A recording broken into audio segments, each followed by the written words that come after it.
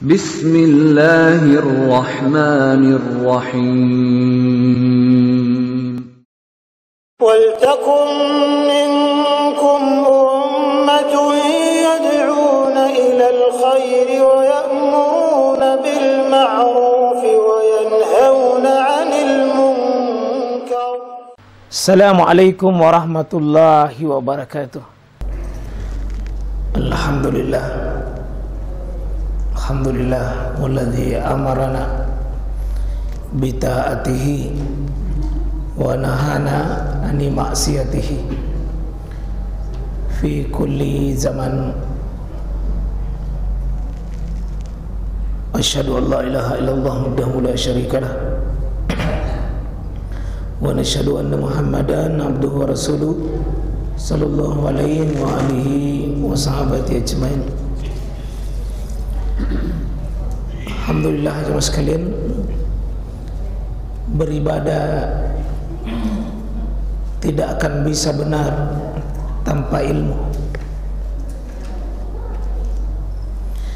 baik ilmu tauhid maupun ilmu fikih. Karena itu perintah pertama dalam Al-Quran, perintah untuk berilmu.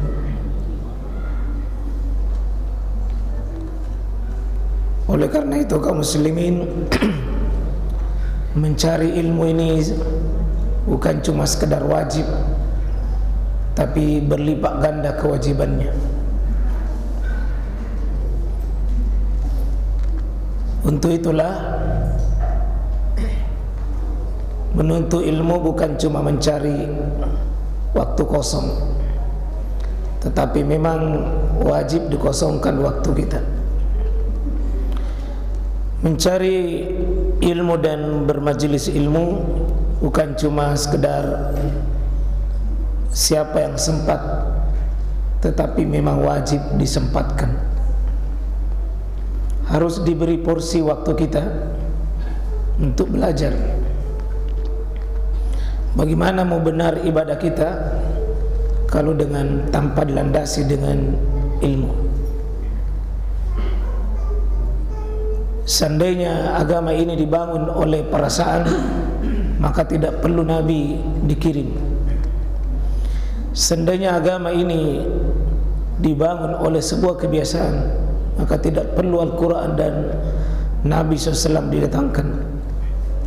Tapi karena agama ini, mas sekalian, agama yang landasannya dalil, harus dengan ilmu, maka Quran diturunkan, Nabi didatangkan.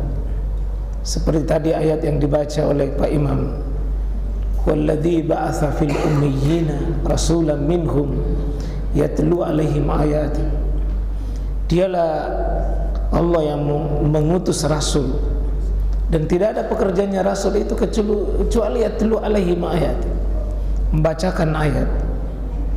Wa yu'allimul kitab, mengajarkan sunnah, dan wa yuzakkihim, membersihkan dari hal-hal yang menjadi noda-noda kita dari kesyirikan, bid'ah dan maksiat.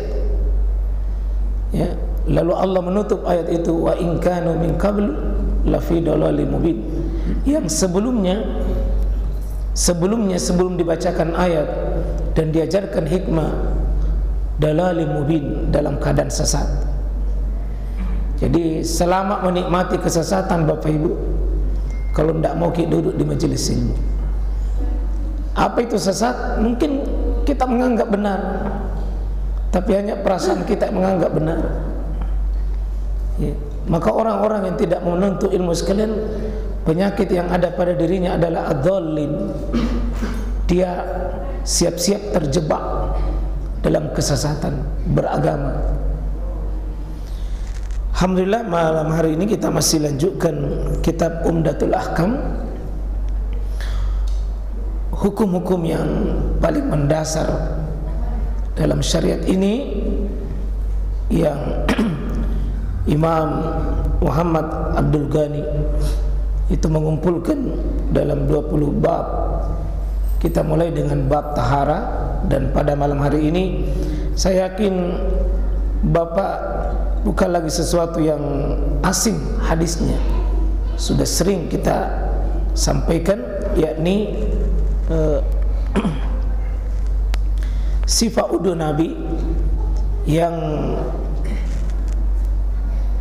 penulis kitab mengambil hadis Bukhari, ya, mengambil hadis Bukhari dan Muslim, insyaallah yang akan kita bacakan. Gimana akhwat di belakang, bagus ya? Jadi kita alhamdulillah kita malam hari ini menambah kerja kerasnya operator karena harus bawa layar dua, ya, bawa lagi layar satu untuk melayani akhwat kita di belakang supaya tidak menambah suara dari belakang. Tidak ada alasannya ada suara di belakang kalau sudah ada layarnya di situ. Tambah mami dosa anak kalau cerita. Nah, sifat wudu Nabi ini kami beri nama, ya, karena sifat asli dalam kitab itu tahara. Ini di kitab Sahih Bukhari ini kita ambil hadisnya ini. Ya, kalau kitabnya Syekh Muhammad Abdul Ghani, ini dia.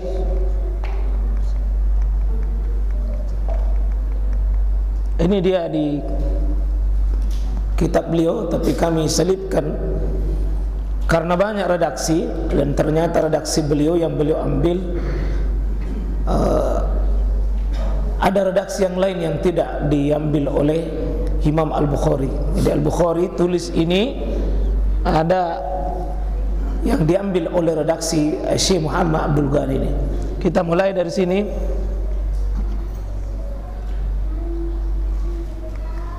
Ya. Hadatsana Abdul Aziz Ibnu Abdullah Al-Uaisi qala haddatsani Ibrahim Ibnu Sa'di an Ibnu Syihab anna Ata ibn Yazid akhbarahu. Kita akan masuk anna Humrana. Ini yang hadis ini biasanya terkenal dengan hadis Humran. Hadis anna Humrana maula Uthman akhbarahu. Jadi ini Humran yang mendengar dari Utsman. Ya. Jadi hadis ini dari Utsman. Hadis ini dari Utsman bin Affan. Utsman bin Affan, tapi nanti Utsman merafakkan kepada Nabi, sandarkan kepada Nabi. Ya. Jadi Utsman yang menceritakan dan memperagakan hadis ini. Tapi beliau nanti di akhir hadis ini Bukhari, beliau yang menceritakan bahwa saya dengar dari Nabi. Jadi kalau mau nanti belajar tentang hadis wudu, dua hadis yang paling inti pembahasan wudu. Hadisnya Utsman dan hadisnya Abdullah bin Zaid. Saya ulangi, hadisnya berwudu yang inti, yang paling lengkap nanti adalah tentang wudu, hadis Utsman bin Affan yang dibawakan oleh Humran. Jadi kalau bapak lihat riwayatnya Utsman, banyak-banyak Humran yang ikut. Ini ya Humran. Ini seorang budak yang dimerdekakan oleh Utsman. Kalau Utsman nanti meriwayatkan hadis, banyak-banyak Humran, karena beliau menjadi pelayannya Utsman, dan beliau Utsman ini Humran mengambil ilmu dari Utsman. Sebagaimana kalau kita belajar dari Ibnu Umar, tentu yang biasa ikut adalah Nafi, itu budak juga yang dimerdekakan, tapi beliau mengenyang ilmu nanti dari seorang sahabat. Utsman di sini menggambarkan akhbarahu annahu, ini Humran menceritakan perbuatannya Utsman, bahwa dia melihat Utsman ibn Affan. Jadi Humran ini melihat Utsman bin Affan, ya, memperagakan da'a bi'ina, yakni apa? memanggil Humran ini untuk minta tolong diambilkan wadah. Diambilkan wadah untuk berudu. Jadi dalam beribadah Pak bisa minta tolong. Nabi juga sering dibantu oleh banyak sahabat yang sering membantu Nabi SAW dalam berudu. Ini juga Utsman boleh.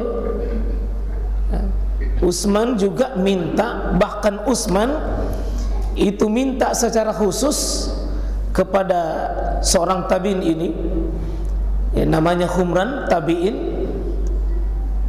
untuk diperagakan di halayak umum.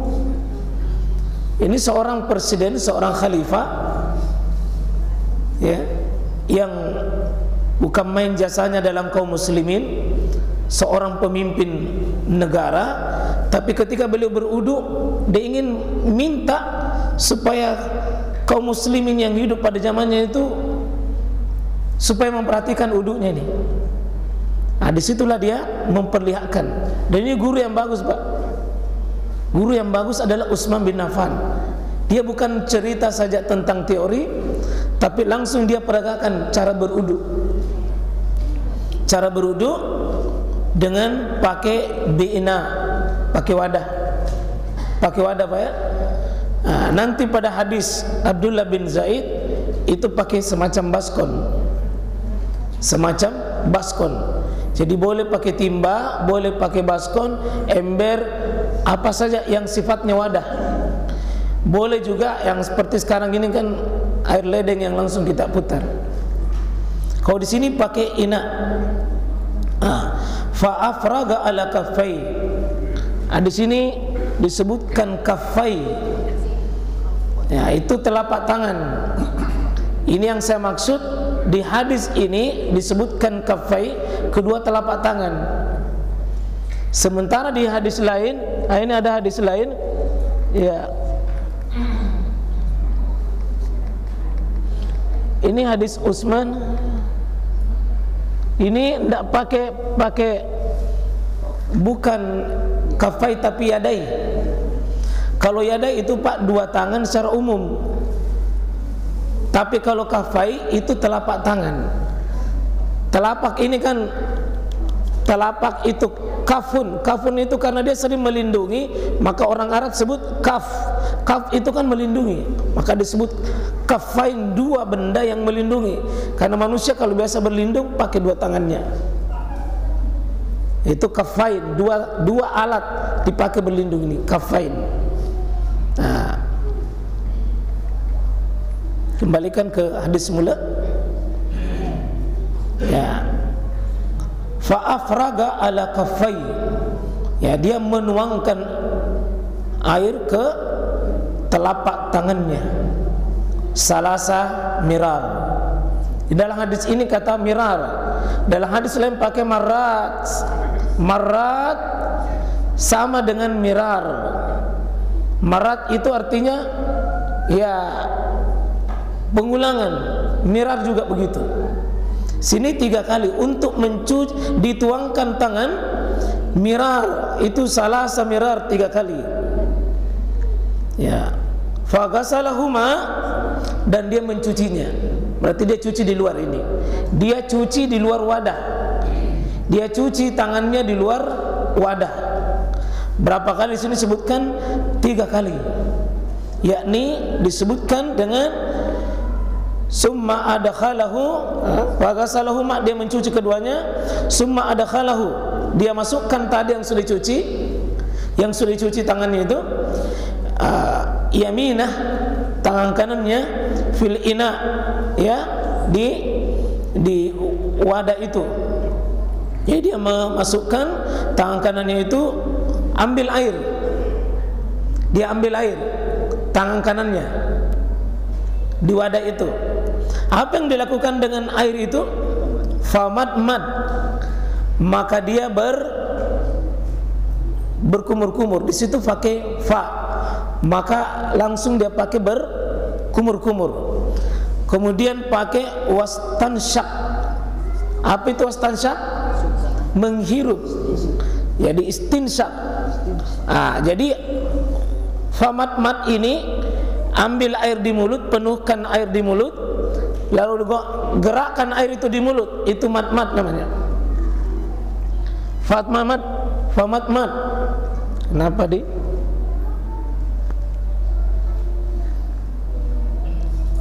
Famatmat dia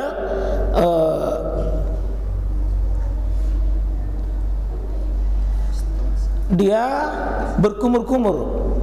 Jadi masukkan air ke mulut, famatmat. Wastansyak, masukkan air ke hidung. Jadi bukan tangan yang masuk, tidak ada hadis tangan masuk di hidung, tidak ada. Seulangi, ini yang banyak keliru orang berwudu, tangannya masuk di hidung, air yang masuk di hidung. Wastansyak. Kalau dalam hadis lain, kalau hadis yang lain, ini ada 3. Malak wastansyar, 3 sekaligus. Ambil air, masukkan di mulut, gerakkan. Yang kedua, hirup air, wastansyar. 3, itu wastansar, keluarkan. Itu dengan 1 kali cidukan. Dan ini tantangan, Pak. Coba bisa kira-kira kita praktek itu. 1 kali ciduk masuk di mulut, kemudian dihirup, itu sebentar yang dikeluarkan. Kata para ulama ini agak berat kalau mau langsung sekaligus. Tapi belajar untuk ke situ. Kan pada umumnya kita berkumur-kumur dulu ya. Sudah berkumur-kumur, dipisah dengan hidung tersendiri. Kalau wastansyar itu 1 paket. Berapa masuk, itu yang keluar. Kalau ini tidak ada masalah. Tapi ini ambil 1 cidukan, lalu itu tong yang dihirup, padahal tangannya cuma 1 tadi. Satu tangan, itu yang terbaik. Itu yang terbaik. Selama praktek sebentar, Pak. Itu yang terbaik. Kalau tidak begitu, bisa memungkinkan itu pakai bisa bermakna 2 kali. Jadi begitu. Kalau memang susah terpisah, susah digabung, dipisah saja. Mulut, lalu nanti ambil air hidung. Hidung 1 paket dengan istinsyak. 3, Pak. Famatmat, wastansyak, wastansyar. 3 sekaligus.